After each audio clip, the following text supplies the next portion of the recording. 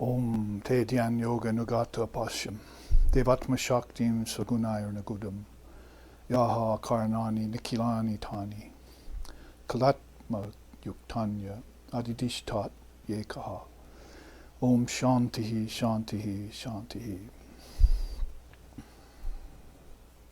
Practicing the yoga of meditation, the ancient seers of India beheld the divine energy, the Devatma Shakti, existing everywhere and in everything, and though veiled by her own modes of nature, was nevertheless one and indivisible, and who had been inconceivable to them earlier due to the limitation of their own intellects. Om peace, peace, peace. Om Purusham Artha Shunyanam Gunanam Prati Prashavaha Koivalyam Swarupa Pratista Va Chitti Shakti Iti. Om Shantihi, Shantihi, Shantihi. That primal power responsible for the involution of human awareness back to its source, and who strips nature of name and form, stabilizes and neutralizes both, and thus the soul reaches full enlightenment. Om peace, peace, peace.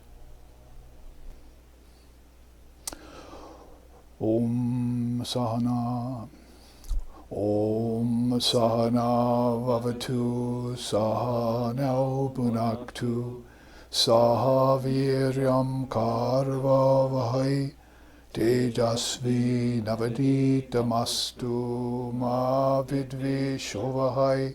Om Shanti Shanti Shanti.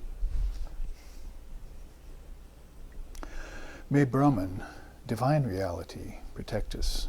May it sustain us, and may it illumine our thinking process. May we not find fault with each other, with the world, or with the teachings.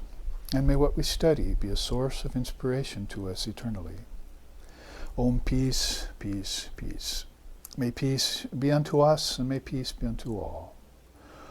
Om Hari Om.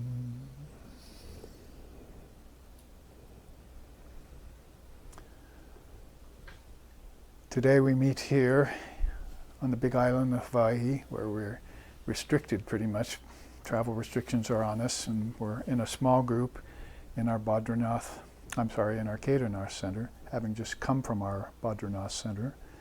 And we are looking into the fourth class on the honorable subject of Viveka.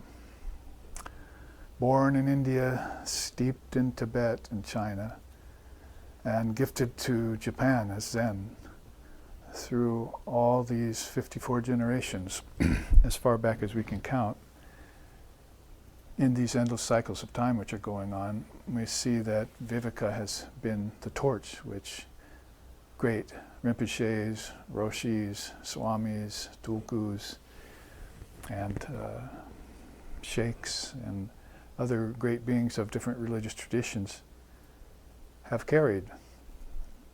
Even back to Jesus, when he said that we needed to separate the wheat from the chaff, he was talking about this very distinct and necessary quality or tool of Viveka. Discrimination isn't the best word in English because it carries a lot of weight with it in other areas of life, but that's basically what they mean. It's discrimination between the essential and the non-essential, or the real and the unreal. Between Purusha, the soul, and Prakriti, nature, and Samkhya, and between Brahman and Maya and Vedanta, and other divine couples or couplings that happen there, where the soul has a relationship with nature by association, but finds that if it identifies with nature, it begins to forget itself, because nature is so alluring and so outwardly scintillating and beautiful. Sunsets and sunrises and beautiful sceneries, mountains, snow-caps, meadows, and aromas, and everything that comes out of the realm of name and form, which I just chanted Vedivyas sloka I've been memorizing lately, is that Va Chitti Shakti Iti. It's all on her account that all of this is projected forward and withdrawn. She's the best refuge then to seek and adhere to and hold on to. Even the word is under her direction. So she would be the one then, as both of these slokas that I chanted this afternoon, to begin things here. She's the one then that runs the show, as they say lately, and the prana is just one of her powers. Death is one of her powers. And she carries the soul to full enlightenment and is responsible for the involution process when the soul finally tires of the outer world. As Krishna says in the Gita, when they want to come with me, I give them the discrimination in the Gita, Viveka, by which they can do so. So you have these great beings known for bhakti, basically, and love, who also have this non-dual wisdom for certain, but they also have this discriminating wisdom, which is sort of penultimate to that, and which needs to be implemented, as we were talking about last week, in order to even have a spiritual life. Those beings who are called Vedantists, and I think Buddhists too, would rather insist upon that, like Viveka Khyati in Buddhism and yoga. You need to have that special discriminating wisdom which will keep your nose above water.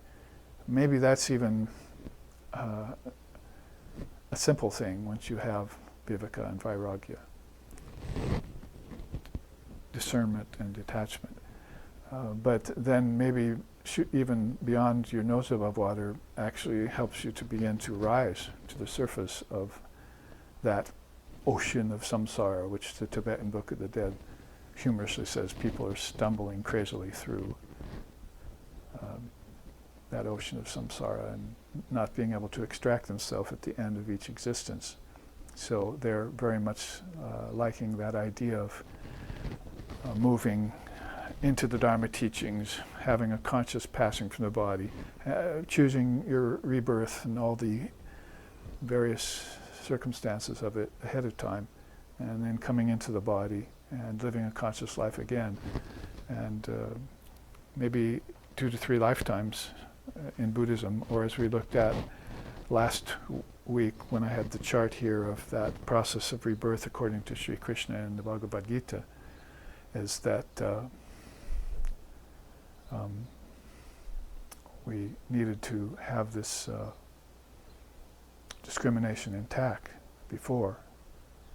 And so that would mean fruits from the past in our past lifetime have to be grown, and then once they're grown, they have to be tended in the present lifetime, and then they will fructify in the future lifetime. And like the story Sri Ramakrishna told of the man who bought this field and realized it was going to be a difficult proposition to irrigate it. So he was walking around the land thinking of how much digging he had to do, and his foot bumps this object half buried in the ground, and all of a sudden water starts spurting out.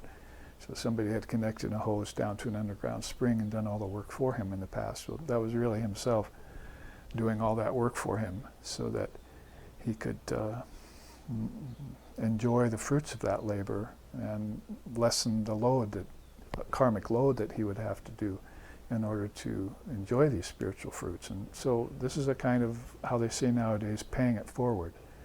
So we need to be about doing that, which is why when I'm teaching Viveka, in the first 3 classes I was teaching it as its own property, its own quality, one of the 4 treasures of Vedanta.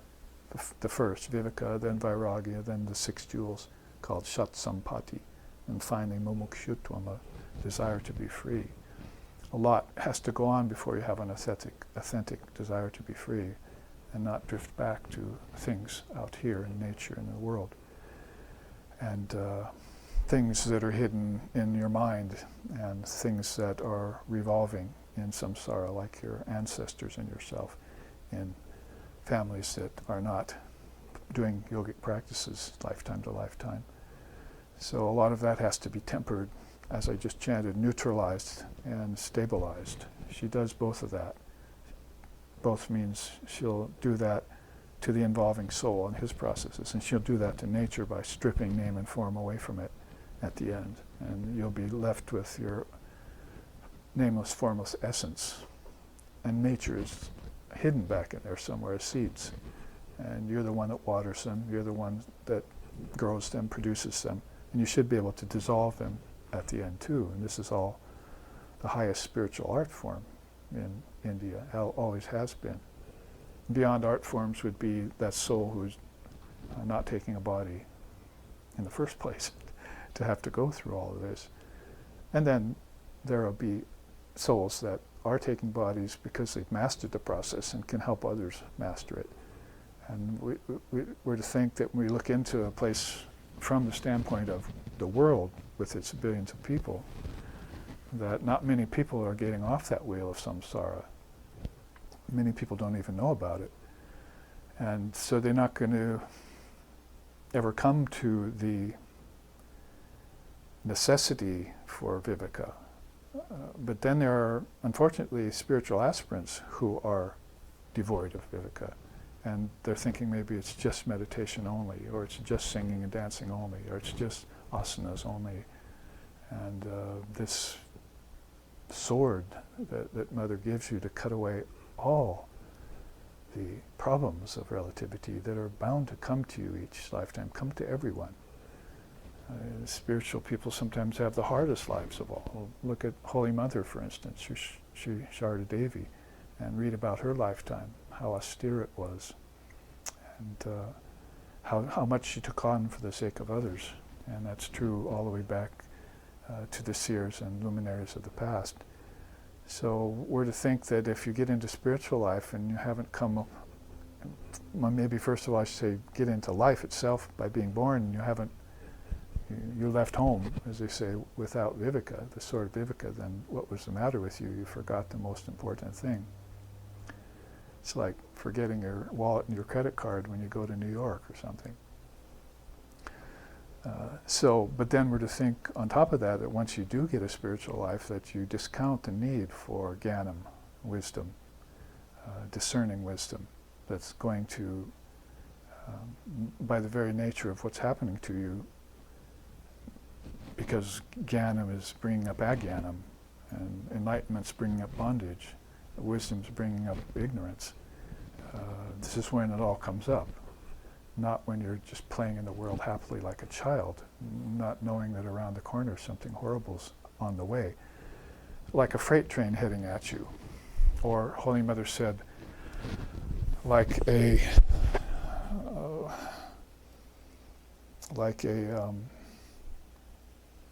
sword stroke that's about to fall, and where a pin is about to prick. It's destined to prick eventually. So you do this practice, and so the sword stroke, as it descends towards you, the sword just diminishes and ends up as a pin, and you have to then suffer a little bit of that karma that was on the way towards you. So there is a way, via your own self-will and your own sadhana practice, to diminish the effects of karma coming to you. Basically, we use mantra for that. She's speaking mainly about the name of the Lord, the mantra, when she's speaking about the diminishing the effects of karma under your own auspice, not praying to God for it or trying to meditate it away or something if you're not already very advanced in that yoga. So that's why I chanted Te Jnana Yoga Yugata Upasam, Te Jnana Yoga Nugata Upasam, Devatma Shaktim, Devatma, the divine Shakti, the divine force. So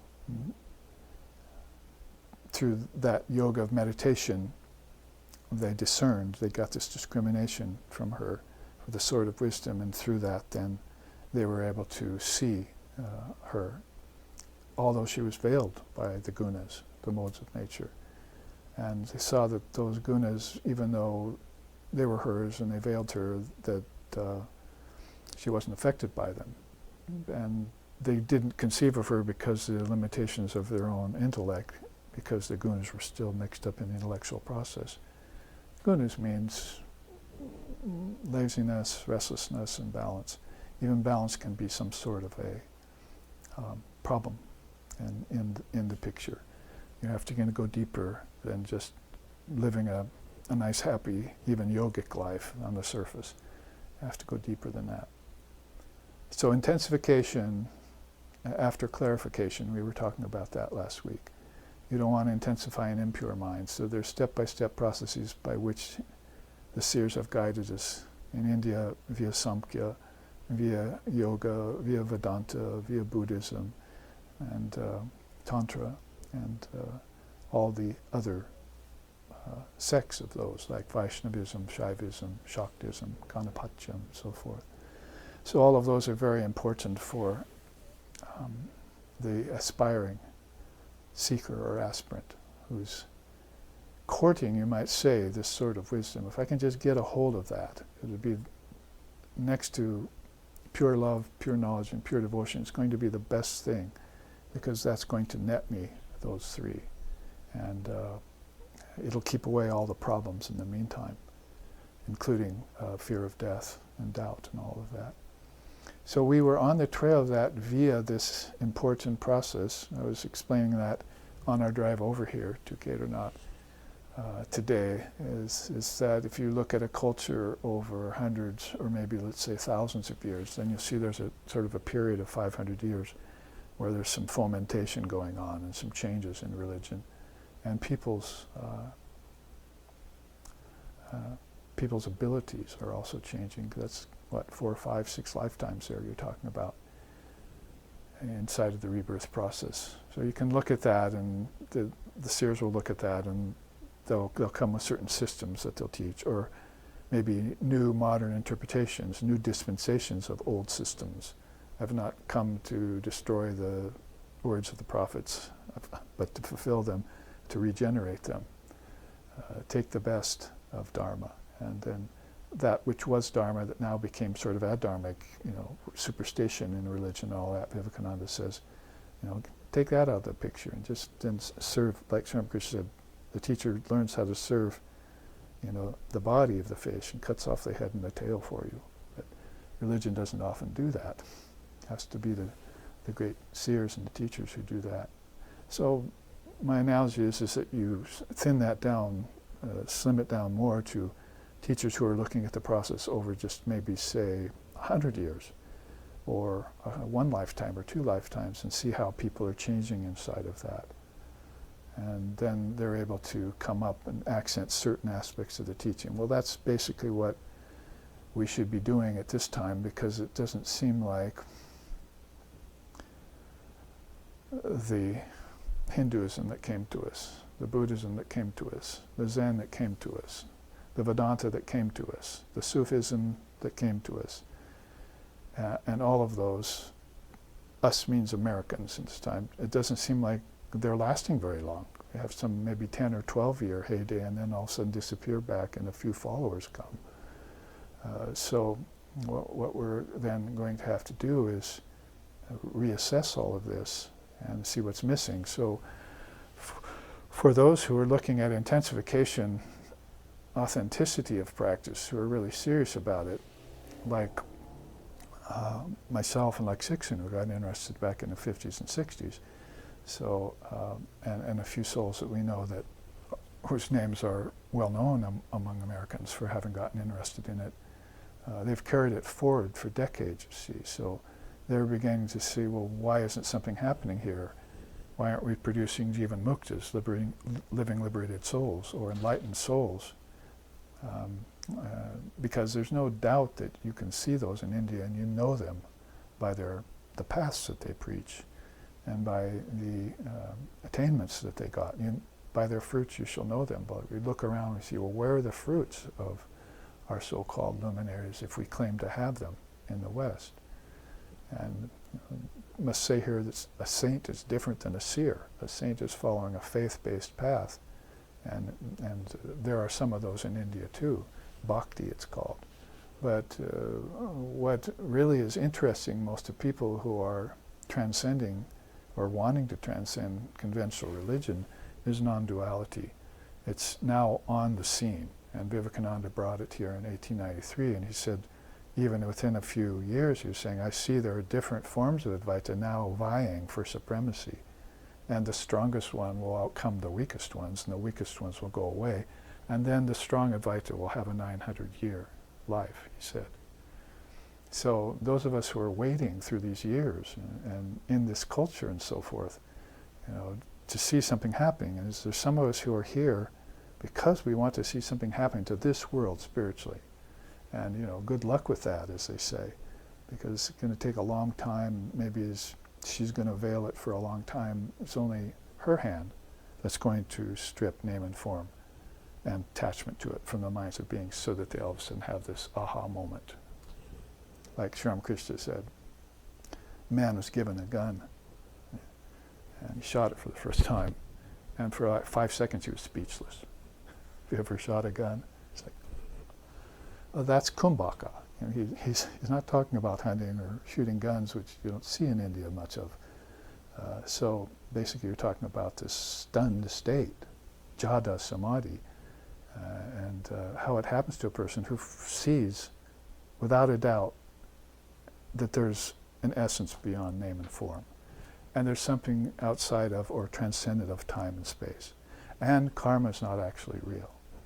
Name, form, time, space, cause and effect. The 5 aspects of Maya as defined by Swami Vivekananda in 1893. When we were calling it illusion, he was calling it a statement of fact in 5 forms. So deal with it, is what he's saying. And then Maya is not in you, or you are not in Maya. Maya is in you, so get rid of it. So it's something that insinuated itself on your mind over lifetimes maybe, and seeps into the cracks of your sleeping consciousness when you're in dream, and you wake up with it, and comes to you through your upbringing and through the society and through conventional religion, all mixed up with half-truths, if not outright falsities. Like you being a sinner and that kind of thing. Dubious gift of Paul and that kind of thing my teacher used to say. That's not true. That's not what you teach people. You water the flowers in our tradition, not the weeds. It's not that you ignore the weeds, but you do something about them.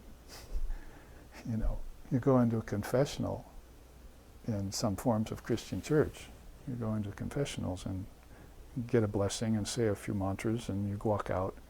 But, when you walked into the church, your sins jumped off your shoulders and hung out in the steps, you see, because it didn't want to go into sanctified area. And so out it comes, and you're all feeling like you just got purified, but then they're just waiting on the steps to jump back on you, so you go back into life, and they never got anything happen to them.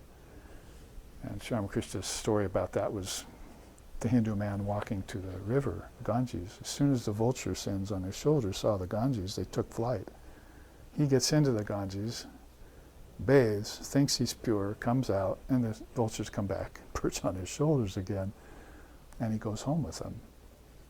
So thinking of things like that, my teacher used to say, you cannot just be baptized with water. You have to be baptized with fire. And so that's the fire of yoga that you're to take on. And you've got to be very sure about the fact that that sword you're holding, you earned it because you put yourself through the fire of yoga. You couldn't have got it without some sort of intense clarification and purification going on via your practice. And if that practice is let go, that sword will never come to you, or you could even possibly lose it. So very important then to acknowledge all of this, and that's why we're in the process of acknowledgement. We're not in the process of being fully enlightened here. We've got the body in the way, and then after that we've got our energy, and after that we've got our thinking, and after that we've got our intelligence, and pretty soon maybe, if we're lucky, we'll get to things like the witness and the word and the mother of the whole process. So being practical about that, I mean, you can say, oh, non-dualism, I'm already pure and perfect, and I am that and all that, and sort of pretend it away, but then, what happened to the ignorance vultures, that were on your shoulders, that when you said that, got scared and flew away for a few minutes, and then as soon as you went back to life, they came and perched on you again, and you're acting like a fundamentalist again. My religion keeps the only right way. Oh, I think I'll give up nonviolence and go to war. And all sorts of other ridiculous things that should never have even entered into the picture in the first place, that were a part of the lowest aspect of Maya. And there's higher Maya to get to, higher forms, higher truths. That's what Dharma is. And higher Dharma, too, to get to. That's why Krishna says in the Gita, go beyond Dharma. Get rid of Adharma, go beyond Dharma, and then get to your Swadharma. And then you'll find me. So last week, the thing we ended with was Sri Krishna's reading on the chart here about the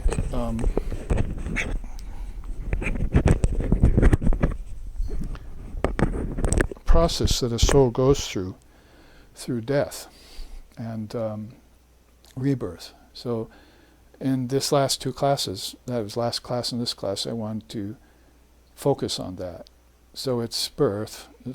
We have to have some beginning. This is a chicken and an egg kind of thing, you see.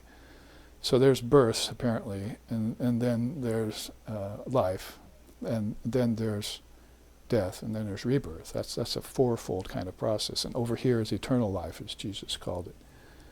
Where the mature witness is looking on at the dream that's going on. But it's the dreamer, you see, it's the foundation, and the mind is doing the dreaming. So Sri Krishna, remember, he took us through that. First, you get the thread of your yoga, you're born in the house of good, moral, and pious people. After that, maybe you can find a birth with yogis or luminaries of some kind if they're having children. And then it goes on in a fivefold, sixfold kind of process like that.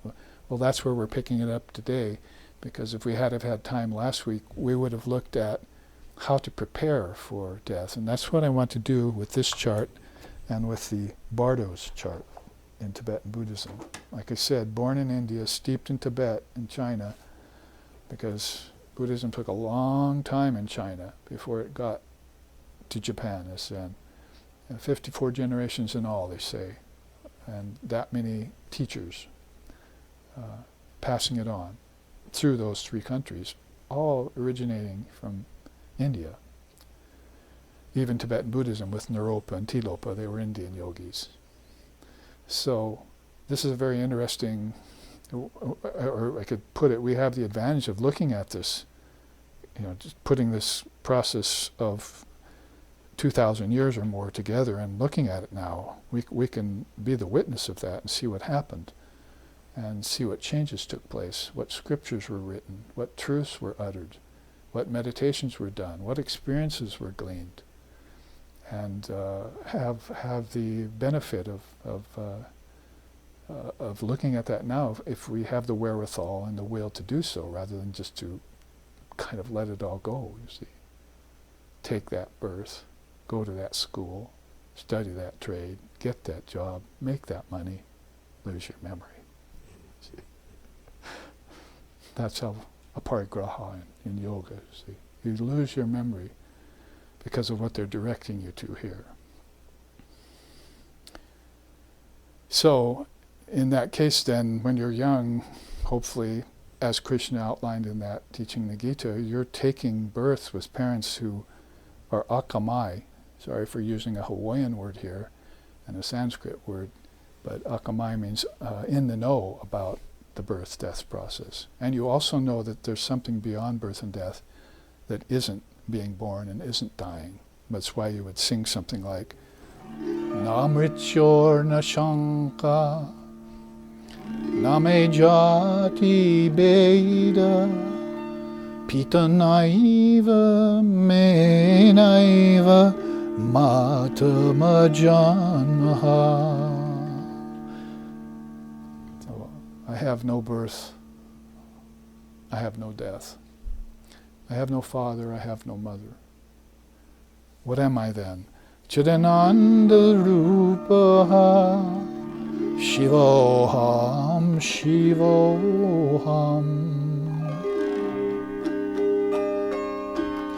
Om.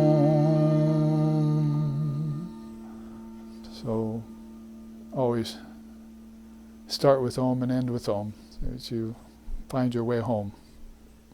Om. Om, sweet Om, we call it in our tradition. In Oklahoma and Texas it may be different. But Om, sweet Om. So in that way then, when you seek to return to your source and your essence, which by the way you do so every night in deep sleep, you touch into it.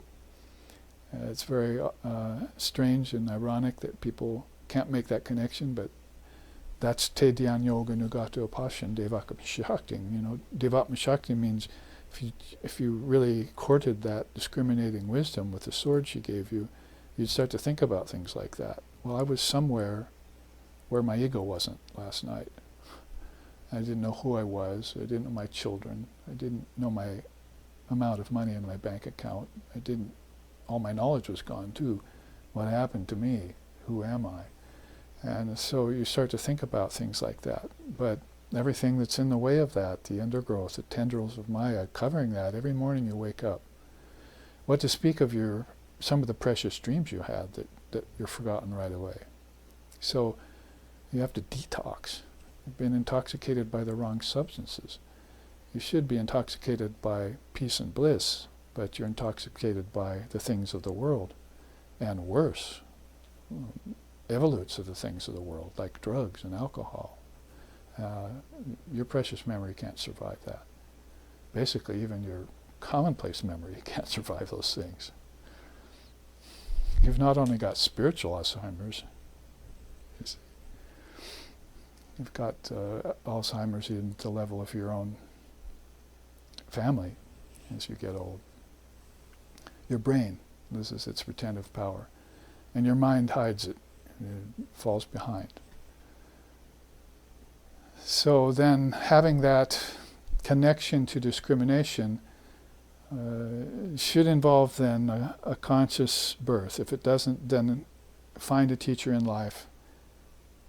And there are quotes on that I'll show you in the Bardo states. And take a teacher and learn it. And get very certain about it before you pass away. Take it with you at the time of death. When you're outside of the body, then, beyond the body, and in your mind, your subtle body, they call that, where the kings of heaven are, and many other things too, then you remember, you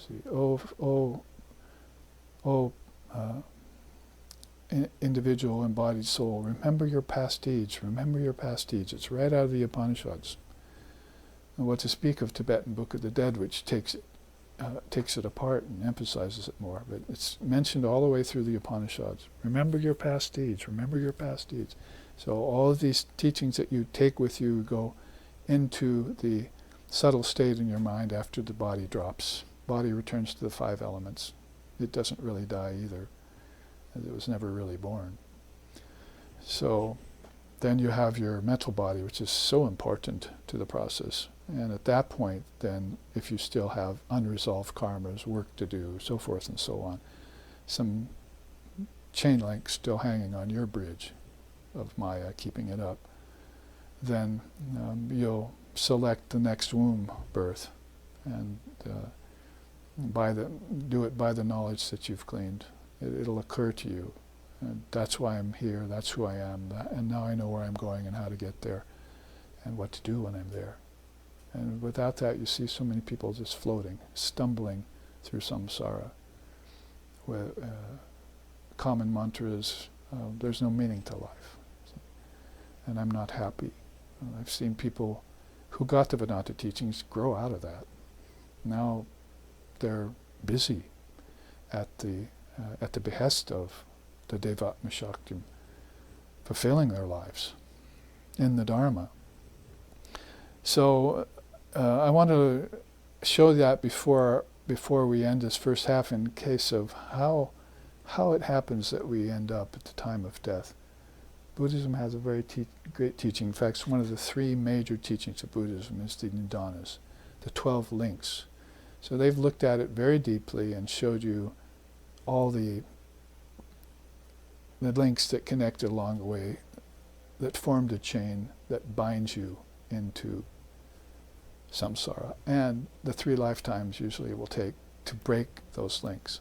At least try and break a few of them so the chain will at least come into parts and you can get some clarity. But first, since we're coming out of that teaching of Sri Krishna in the Gita, let's go on with what he advises at the time of death. So this teaching, this chart is called 6 Illumined Thoughts, isn't it? At the time of passing. Yeah. And the 6-fold process of immersion in Brahman. So the way I like to interpret this and teach it is that it's not just at the time of death that these thoughts should occur to you. If we're looking at this in terms of like the Bardos and Tibetan Book of the Dead and other insights like that, you should be, as the Zen Buddhists tell you, as Roshi will call you in for a private meeting. What's that called? Sanzen. And so you go in to see him, and one of the questions he might ask you is, have you died on your cushion yet? So, I mean, there's no doubt about it there. They're not mincing words or playing around. It might be that you thought you were going to take Zazen and sit there because you wanted to become a good meditator and tell everyone else that you're a Zen Buddhist or something. The real reason you were going there was to die. Yeah, that was the whole process. The ego has to get out of the way first. And it doesn't matter whether you put this in Zen Buddhism, Tibetan Buddhism, Sufism, Hinduism, Vedanta, yoga, is that the illusion of death has to die. I have received a command from the Mother of the Universe that death must die, sings Ram Prasad in one of his beautiful songs. You want me to sing it for you? So he speaks about this then as something that you do not just at the time of your actual body's passing, but every day you practice that. So you're going to tell yourself what, if we want to just jump into it. Let's get right to it. I have no connection with this body, which is merely an outcome of action. So the body came about through your karmas. Action here means karma. And unbeknownst to most people, at least when they're old, they've already formed their next body and chose their next set of parents before they left the last body. That's the teaching. So they're waiting around to die so they can just take another set of parents and have another life. It's like a very strange cross-section of beings, or a very advanced cross-sections of beings who think this way. And other beings, of course, are going to surprise themselves, you see. And in Japan and Zen, that would be called supplies. So, you want to be very careful about how you're going to approach this process of giving up the body. It's not just commonplace. It's one of the major happenings of your life. Ironic, isn't it? What's one of the main things about your life? Death. It's got to count right up there amongst the most important of events to you. So you can't fear it, you can't doubt it, you can't run away from it, can't pretend it away. So you take it face on, Vivekananda says. You may think it's morbid, and your parents don't talk to you about it in the West. But in India, we tell our children to sit and meditate and get rid of the body, get rid of the ego. So there would be one of the things you would teach your children at a young age. And so often you see, young kids, Westerners say, well, they died. How do I explain death to them? They went to heaven, right? So they're sugarcoating it, you see. And it's probably true in a certain sense. They did go to heaven. At least that would be a second best kind of scenario for people to get to heaven. But we also know that the heaven-inspiring senses, when they get to heaven, basically lower heavens are about ancestors, and that's a cycle that the Indian rishis warn against as being very limited, because you have to experience more deaths. And the more deaths you experience, the more possibility there is that you're going to come to believe that death is real. And therefore birth is real too. So that's a duality. You're believing in a composite duality, And therefore, cutting yourself out of the picture of non-duality, that I'm an eternal soul, which is coming up here. So, second one is, this body, composed of 5 elements, soon will be destroyed, for all forms are liable to decay and destruction. So, you've got the 6 transformations and the 6 billows. Those are 2 common teachings, Vedanta and Buddhism, side by side. So birth, growth, disease, old age, decay, and death are basically the 6 billows in Vedanta. And I think in Buddhism, hunger and thirst play a part of that 6-fold list. So you've got these things that are constantly changing and coming, and nobody can avoid them, but there they are. The wise souls withdraw from them, minimize them, and in the case of hunger and thirst and decay and disease, transcend them back to the idea of titiksha, or forbearance, that we were talking about the other day. But so yes, birth, growth, disease, old age, decay, and death, if you're writing that down. And so the wiser souls then will minimize some of them and start to get busy and transcend others, like death. It must die. The very idea of it is ridiculous. So they're appealing to their mind to get rid of this poison, this poisonous idea that death is real. And so then you would start to doubt, well, maybe birth is not real either. And then finally, life? And so there it becomes a little bit more dicey, you see. My life is not real? Because that's why people are saying there's no meaning here. So that sort of discrimination comes out of your sheath at that point, if you've courted it. And it's showing you the non-duality. It's showing you eternal life. It's showing you the foundation of all religion and philosophy at its highest and its best. The best quality of religion on earth. And therefore, shoring you up, see, girding your loins, as they say, for this battle against relativity, whose finer tendrils are going to come as you get closer to death and as you get closer to enlightenment. The more chance there is of some spoilage, some despoiler coming in there, like the ego, who's not quite given up his death grasp on the atomic particle yet. Oh, maybe the earth was real. See. Maybe I'm not the soul. Maybe I am the body. I sure feel like it right now, I'll tell you, as I go through disease and old age and decay. So that's the brain and the commonplace consciousness. But the higher consciousness is always appealing to you, calling you to higher climbs, like Buddha said. Swans looking for higher and higher mountain lakes. They're very beautiful at the first lake, but they want purer waters, less people around, rarer atmosphere. And so they're always going to higher and higher mountain lakes for that. 3, there is no cause for remorse regarding the approach of death. So it's not just fear and doubt you're getting rid of. You have to get rid of this poor me, pity, remorse kind of thing that's going on, which is one of the 4 great traps in Hinduism: shame and grief and remorse and so forth. So if you hold on to that, then it really unmans you. It takes away your vital energy meant to be able to fight those things, to keep your mind's eye on this great pearl of great price, or eyes on the prize. And you'd be surprised, and maybe you experiment with yourself a little bit. You're not feeling so good one morning. Over time you think, well, that'll pass, because yesterday I didn't feel very good in the morning, but I was great in the afternoon, you see. So it's not just the gunas maybe, or possibly most times it is, but sometimes it's just your own mind, see. Well, I just woke up, I was somewhere in my dreams, you see, I came through the 1,000 imbecilities of the mind to get here. Who wouldn't feel rotten when they did that, or unclean? But just give me a few hours, see. And all of a sudden you're back, you see. And Maya takes to flight, and you're conducting yourself in the proper perspective, right orientation. So that's going to happen to you not just day to day, but over years, decades, and even lifetimes, until you become masterful in this art of Dharma and bring spiritual practice to its most mature conclusion and attain full enlightenment. Along the way, you'll meet the goddess in some form or other, and she will return name and form to nature.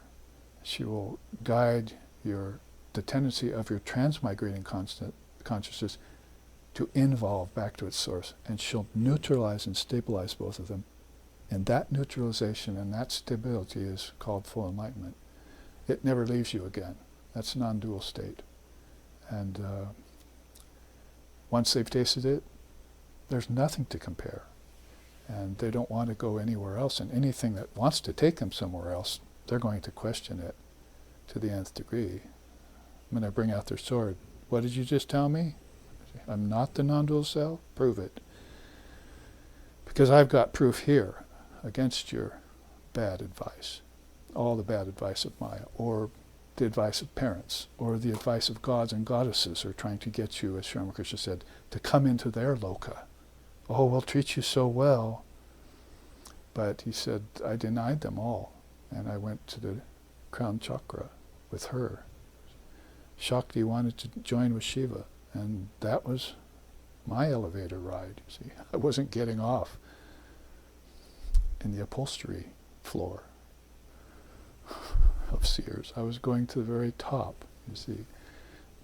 No other floors for me except the very top floor, where there's nothing but a view, a beautiful view of everything. So, about that time, with a lot of certainty, you'd be saying, I am neither a worldly person nor a material object, so death is not capable of doing any harm to me. Things that decay and get disease and die and disappear and so forth, that happens to objects that are insentient. But I'm the sentient self. So death is actually one of the ideas in my mind that I put out there, and I can use it even. When my body gets old, decays, and gets diseases, okay, death is a great friend at that point. Why should it be an enemy? Do I want it to stay away so I keep suffering? Or maybe the doctors will put new organs in me. I could be 150 years old soon. For what? You see? My consciousness didn't transform. So the best transformation to happen is knowledge of non-transformation. You change from a parinamist to an aparinamist. You know that there's no change possible in the Atman. And that's the only stable position there is, the only place to be. And so the transformation that makes that possible, I like that transformation. I'll allow that only. And then I'll be who I am, and I'll say, that thou art, tattvamasi, or I am aham brahmasmi, I am Brahman, I am that self. About that time, the thoughts of the person about to actually pass from the body, and I'm saying this also applies to any meditation you do where death is going to be a part of it, like an alambana. You're going to take death as an alambana in yoga. You're saying, my essence is pure, void of all qualities. I am the Supreme Soul. So you're neti-netiing away things that probably shouldn't have never been there in the first place, right? But you can see how the process goes towards full affirmation of the truth of you being pure conscious awareness, timeless, deathless, and immutable. And of course ending in, I am always free. I am the eternal Brahman. Aham Brahmasmi. All of this actually, whereas we had Krishna outlining it in the chart that was here last week, this comes from the Mother. Mother Durga is actually saying this in her own scripture, Srimad Devi Bhagavatam, which we're so fortunate to have in English because one of Sri Ramakrishna's direct disciples, Swami Vijnanananda, actually took it all, this huge 1,000-page, in English, 1,000-page scripture, and took it into English for us, and it's now available to us. At the end of the book, scripture somewhere says, that one who reads this scripture once, gets the grace of the Mother. That one who reads it twice that one who reads it 5 times, that one who reads it 10 times. So it all accumulates. But so I read it once, I'm glad to say. And but my reading of it was marking it copiously all the way through, because I knew I'd lose some of these gems and flip back pages forever trying to look for certain things I read. Damn memory that's not retentive, right? So if you study something great like that, you mark it. And if you have a computer, you write it down in lists, and then you can just go to it and find all of these teachings. So that's what I did when I coupled this with this teaching above. There you see it's the sixfold immersion in Brahman. And it's all really held in 2 or 3 slokas in the Gita. And I'll read it to you first. With all the gates of the body closed, the mind confined within the head, having fixed a life energy in the heart, engaged in firm yoga, uttering the one-syllabled Om, thinking of me alone, that one who departs, leaving the body like this, attains to the supreme goal. There it is in a sloka. There's been some of us who've noted that very little mention of meditation in the Bhagavad Gita. There's one chapter called Dhyan Yoga. Even there, not a lot about instructions and so forth. So we're looking a lot about Jnanam and Bhakti there. But Sri Ramakrishna says it's all renunciation. That's the real message of the Gita, is Gita, Gita, Gita, Gita, Gita. You say Gita a lot, it turns to Tagi, which means renunciation. So when you're saying the actual name of the book, is turn the syllables around and you've got the meaning. It's like a secret of the Gita. The whole thing is to renounce the world because it's not real. You do that how? There's only one real way to do it, this sort of discrimination. And that'll open up all other yogas for you. The yogas you were having problems with. That enlightenment that was escaping you. That work which wasn't bearing fruition. That bhakti that didn't seem to be intense enough. Whatever the yoga is, you put that sort of discrimination against it. They who come to me, I give them the sort of discrimination by which they come, those who long after me, you see. So Sri Ramakrishna said it starts with longing for God. And that longing is longing for yourself, your true self. It's not something out there, see, or over there, like Buddha said. No, it's not to the left or to the right, or somewhere I'll go in the spring season, when it's raining here, some vacation I take, see. It's right here and right now inside of myself. The wise know this. So having read all of those steps, 6-fold steps, then he prefaces it by saying, now I shall tell you of the time that the yogis depart, never to return. So he's talking about the sunlit path, not the moonlit path, the sunlit path, not the smoky path, because the smoky path is how the ancestors depart to come again. So these 2 paths I laid out at the beginning. Why he did that? Good question. Because some people just won't get the gist of it. They just won't wake up.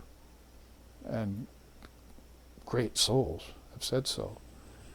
And that's why you only skim the top each generation, each several generations, each 500 years, each millennia, each yuga, and just get a few thousand souls, because Krishna says that in the beginning too.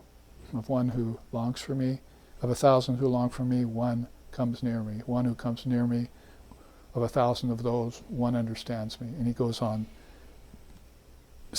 with his own sort of discriminations, just thinning out all of the pretenders, or those who aren't serious enough about the path yet.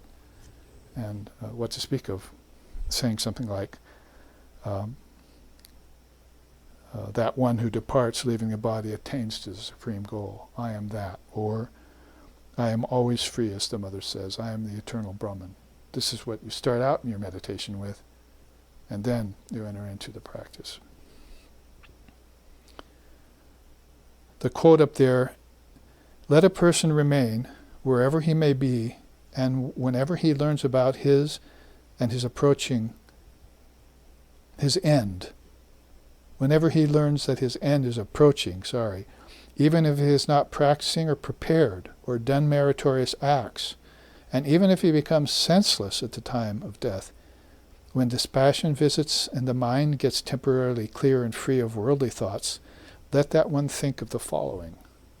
So you see that there has to be a setup to the setup. So you're going to have to train your mind using that sloka. And that's why I wanted to go to the Bardos and show you how you do that. Tibetan Buddhism outlined that as you're passing, you're going to go through these horrible experiences, and many of us, and a lot of those are having just letting go of the elements.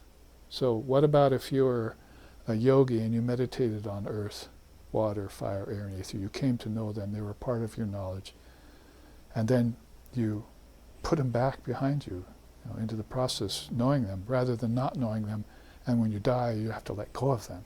You see it? How beautiful it is? And the two traditions, seemingly separate, are telling you about this. So I say, like, when you're passing away, your mouth gets dry. That's because you're giving up water. When your head gets dizzy, that's because you're giving up air. You can't breathe well. And so the whole thing is about attachment of the senses to the elements and the binding process that you've enforced for 80, 90 years in that lifetime alone. So you can see the setup here. Let a person remain wherever he may be whenever he learns that his end is drawing near. Of course, some of us don't know that. It takes us by surprise. Even if he has not practiced and prepared. That's right out of the Tibetan Buddhists too, basically. You've got a Rinpoche there up the street. When you pass, great, you got a friend. Would you come help me pass from the body? Got a Rinpoche here in my pocket, here, you see. But a lot of them say that's not happening. Even if you become an adherent to Tibetan Buddhism, the Rinpoche lives far away in a mountain or in a cave or something, and you can't get to them. So you need to have practiced what he taught you so that you can keep yourself even at the time when your breath gets short and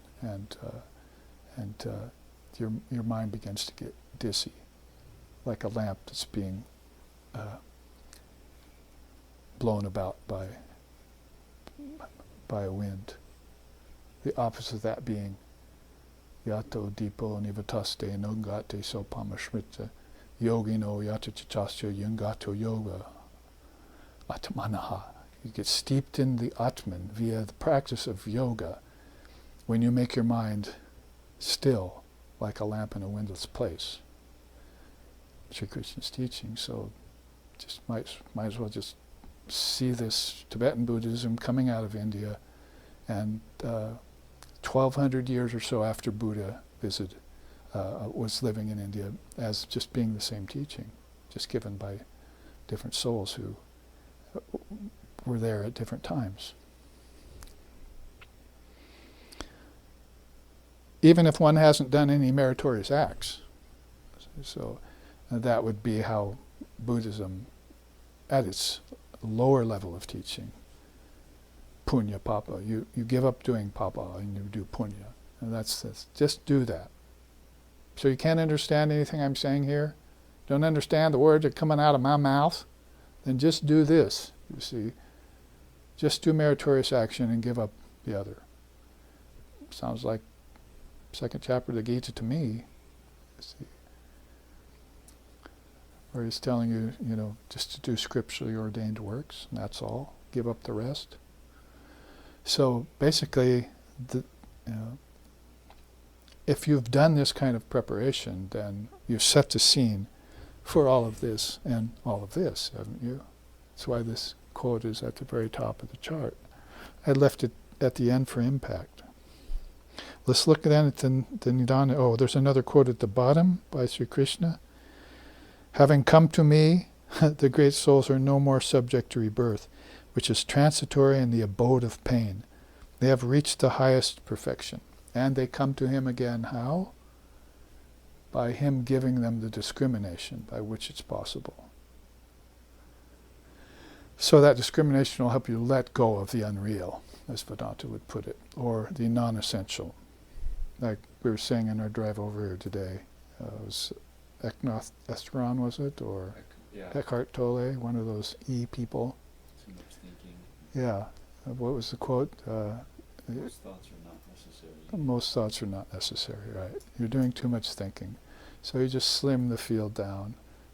People's minds are filled with thoughts of all different kinds, and so they're very rajasic. They're just letting rajas in the door all the time. So the practice then, at an early stage would be just to slim your thoughts down, minimize them. Later maybe you can get to a place where you can do away with all of them, but it's not possible at the beginning for most people. Thinking is their life in most cases. It's just that it's not higher thinking, or even dharmic thinking sometimes. All right, in the time remaining in this first half, so we make some headway, remember this is all about discrimination, Viveka, in that fourfold process of birth, life, death, and rebirth. And we're getting to the rebirth part soon. We looked at some that had to do with past at the time of passing, and some statements to make at that point, and also how to prepare yourself as a practice. I mean, I didn't spend a lot of time with that, but that's a very beautiful sloka that you might want to do your swadhyaya on. And just memorize that. Oh, and I meant to say about that too, one of the things I like to bring out about that teaching is there, where he's talking about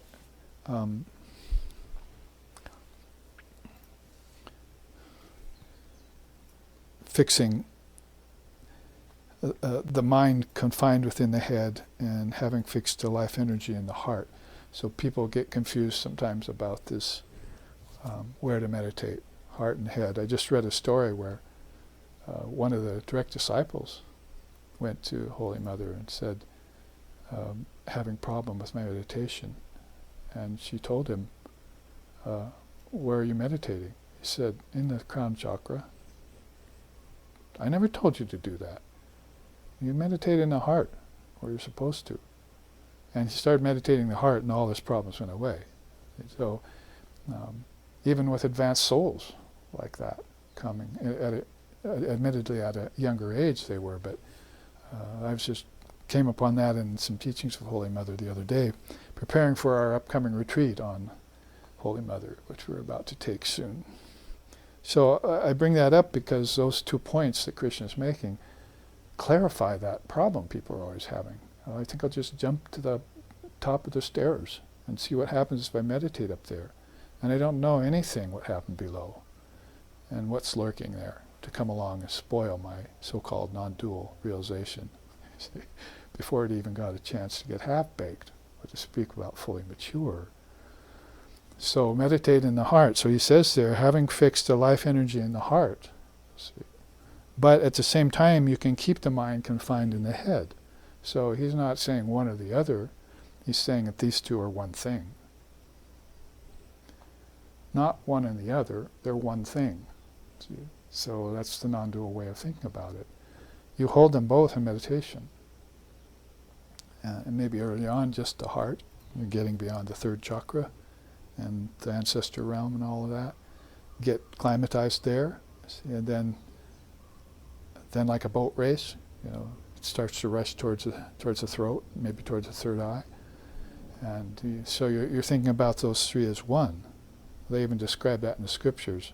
Oh, those great worlds, 3 below, 3 above, 1 in the middle. That's how they describe it, Kundalini Yoga. 3 centers below, 3 above, and 1 in the middle. So the heart is where you need to come to and to stay. And I would say that you keep that no matter where else you go. You keep that. That's the anahata. That's Om that's sounding there. So it's not like we're thinking, oh, this is higher and that's lower. Oh, poor you, you're still down there with the ancestors, and I'm up here with the Buddha, you see. That's what I do, you see. So basically, I stay in the heart all the time. That's the only place to be. And then I can look down, or I can look in. Look out, as it were, look in. Which is how Sri Ramakrishna described it. And so life energy in the heart, that prana comes to psychic prana, right? So you can see how this all makes sense across the board in all the dharmic teachings you've ever learned from whatever sampradaya, or whatever Indian form of religion and philosophy you've been introduced to, yoga, Vedanta, Buddhism, Sankhya. Sankhya very much. So I wanted to bring that as a teaching out of that particular sixfold process. Now let's look at the Nidanas and run down them. It's not rocket science, but whoever figured it out must have been some sort of a rocket scientist, because they put it all together in an order and put a 3-lifetime kind of shelf life on it, and pretty much explained, whereas this does explain it in some ways, and the chart we had at the end of last week's class explained it, this is more a philosophical rendering of it. And it puts it in terms of a chain that's binding most people. And it shows them in no uncertain terms how this chain links back to itself, and how then it gives you the need, we would say, with the sword of discrimination, because, I mean, let's just say it outright, Buddha named himself after the sword of discrimination. Intelligence, higher intelligence. And Vivekananda came along later and just took the word for his name, the bliss of Viveka. So you can see here, right at the top, 3 lifetimes. This system of Buddhism, at least, is saying that. And so, interesting enough, they'll start you at the previous existence. So this already proves that they are thinking about this came from somewhere. It's not like, oh, I was born anew, you see, or creation is real, or there's a beginning to me, you see, or one body only. I was talking to a Christian chaplain one time, and I was talking about rebirth. He said, oh, we don't believe in that. I don't want anyone to use my body. And I went away thinking, boy, that's unsettling. See, it took even the Vedantist off guard. You know, I drove away from that prison going, someone thinks like that? Anyway, previous existence, they're already manning you up for this, see. I mean, if you don't know about this, it will take you off guard. What do you mean? I lived before? So then you have to start them into that. So, and unfortunately it's all based in the first yogic klesha. The 5 kleshas are ignorance, attachment, aversion, well, egotism, attachment, aversion, and clinging to life, you see, or fear of death, if you want to put it that way. So Buddhism similar. Avidya comes first, that is, failure to affirm the suffering-ridden nature of existence and renounce it. I like it because it doesn't just affirm it, which would be a halfway measure, but you get the sort of discrimination and you cut it away. It's not going to come back anymore. If it's not real, why should I keep thinking about it and not do away with it 100%?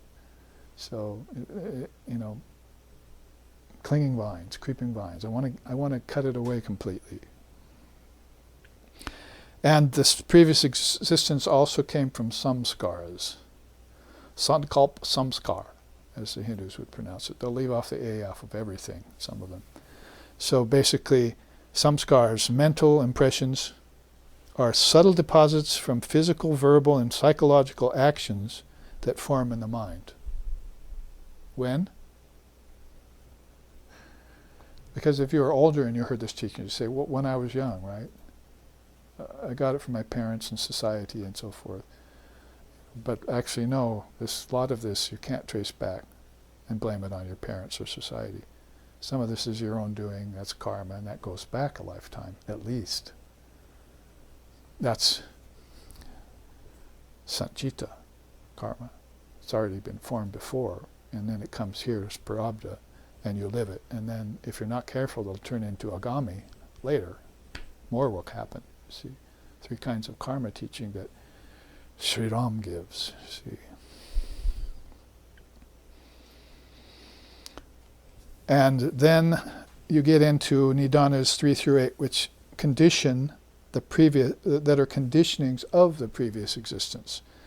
So the previous existence, these were there, and then these are conditionings that happened that will, again, like agami karma, bind you into the process again.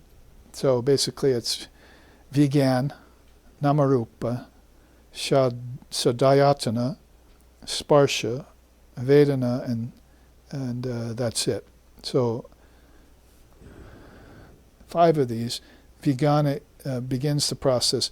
Relative consciousness. Now, of course, Vijnana used totally different in Buddhism than in Vedanta. Vijnana is like, wow, that's one of the highest. Here he's using it as awareness that gets crystallized by previous life experiences and enters wombs. And here's where the Tibetan Book of the Dead would be a nice complement to your study of this school of Buddhism.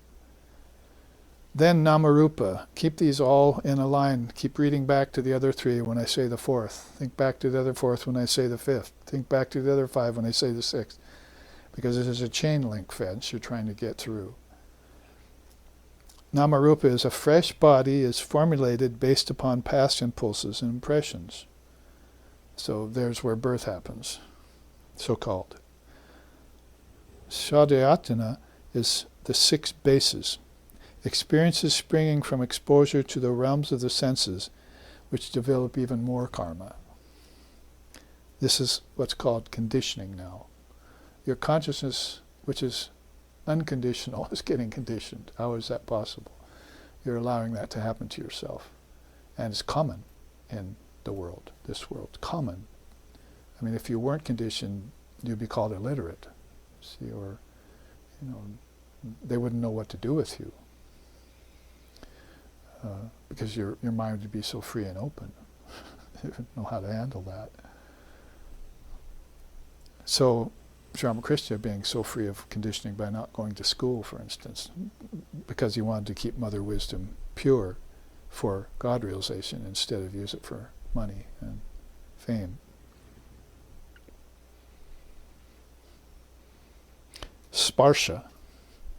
Sparsha means intermingling with the world, its peoples and its objects, contributes to karmic conditioning. Then Vedana, sensation. Continual and repeated stimulation of the body and senses adds further conditioning. And you're not able to put up a defense because of no sort of discrimination, say, no shield.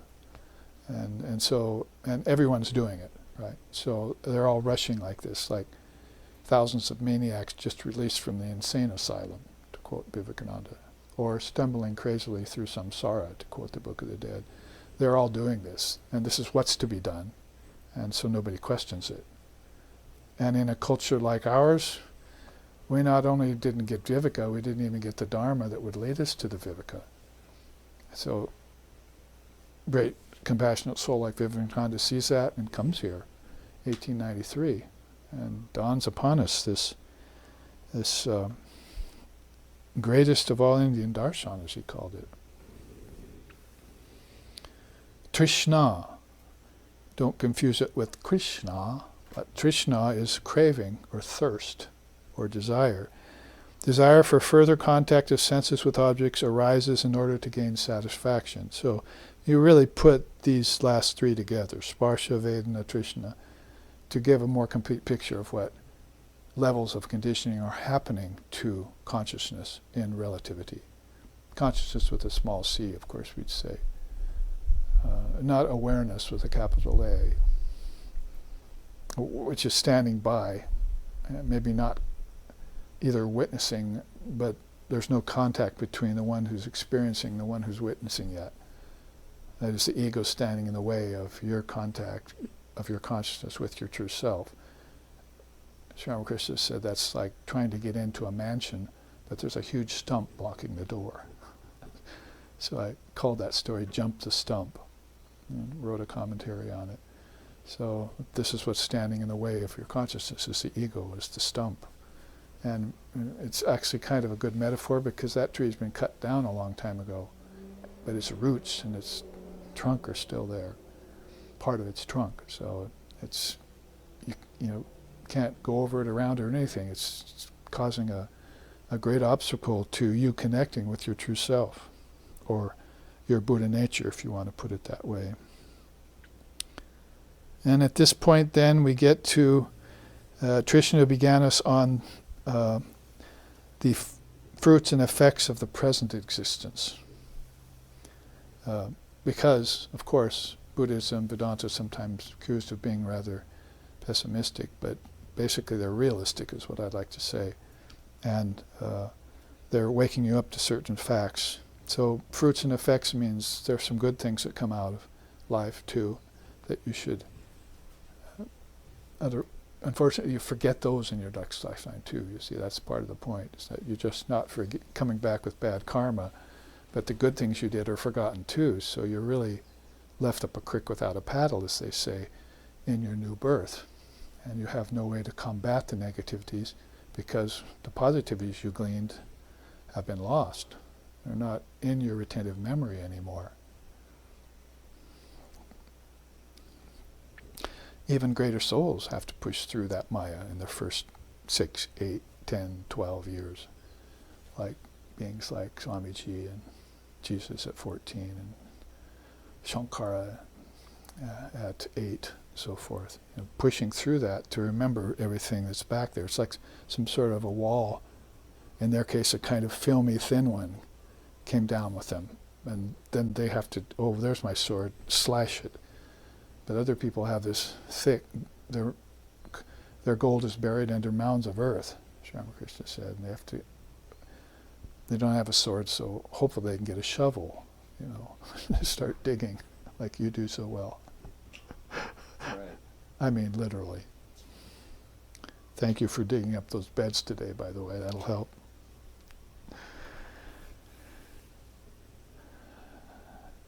And then Nidana 9,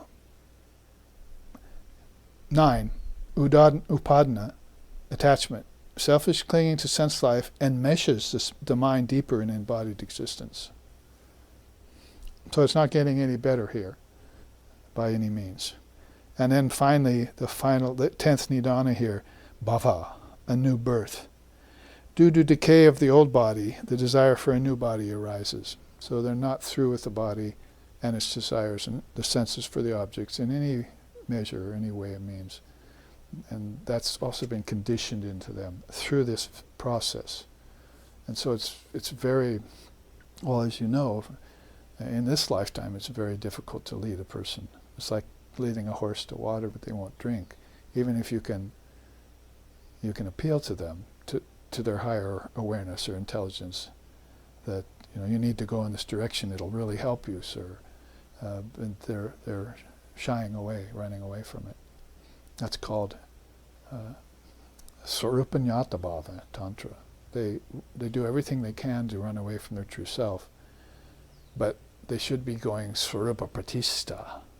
You see, that was the 2 words I used in Vedavyasa's quote this morning.